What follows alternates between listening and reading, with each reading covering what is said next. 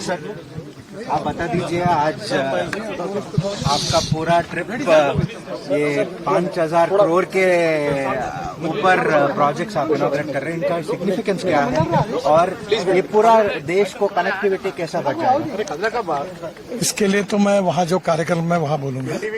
मैं यहाँ जो आया हूँ विशेष रूप से रूरल डेवलपमेंट का और उसके साथ स्पिरिचुअल साइंस का जो सेंटर दाजी जी के मार्गदर्शन में चल रहा है, वहाँ मैं विजिट करने के लिए आया हूँ।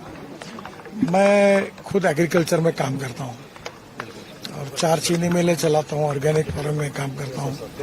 आज ये जो बायोचार का प्रयोग हुआ है, जैसे व्यक्ति के लिए ऑक्सीजन आवश्यक है, वैसे बायोचार हमारे क्रॉप प्रोडक्शन के लिए आवश्यक है। धीरे धीरे टेक्नोलॉजी बहुत बदल रही है।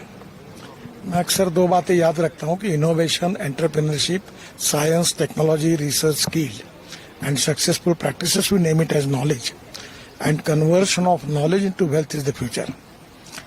और दूसरी महत्वपूर्ण बात है जो यहाँ हैदराबाद कारपोरेशन का फर्टिलाइजर भी आया हुआ है, that no person is waste and no material is waste. It is depending upon the appropriate technology and appropriate vision of the leadership that you can convert waste into wealth. तो दोनों का भी संगम यहाँ हुआ है। ये जो रूरल एग्रीकल्चर ट्राइबल इंडिया है, वहाँ गांव गरीब मजदूर किसान का कल्याण कैसे हो, एक्सपेंडिचर कॉस्ट को कम करना और प्रोडक्टिविटी को बढ़ाना, इसको लेकर ये बायोचार का प्रयोग यहाँ हुआ है।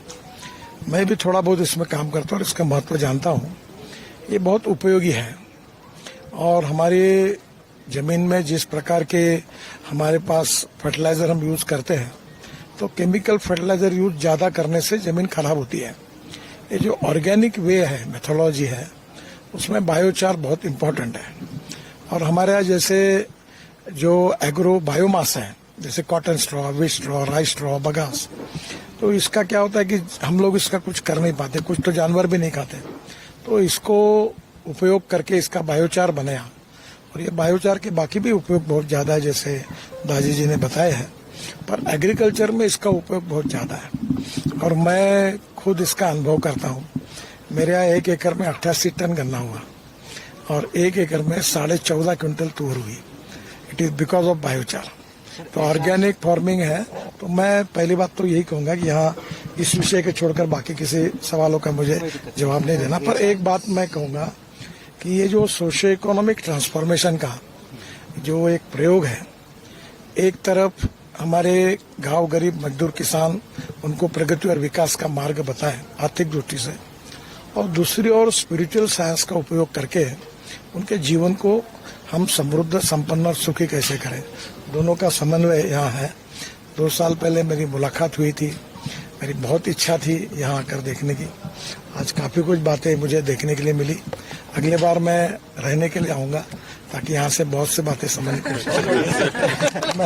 ऐसा सेंटर ऑफ एक्सेलेंस कितना जरूरी है? काफी कम है, क्योंकि ऐसा चीज और सर ये सब लोग नहीं कर सकते। इसका कारण स्वार्थ न रखते हुए समाज के लिए समर्पित भाव से काम करने वाले लोगों की संख्या कम है।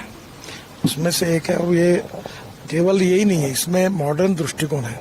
There is a difference between modernisation and westernisation. We need to have a modern approach with value-based education system, family system, and also the spiritual science. ये हमारी बहुत बड़ी स्ट्रेंथ है, तीनों का संगम है। तो मैं आज वो देखने के लिए आया, अगले बार और इसका अध्ययन करने के लिए।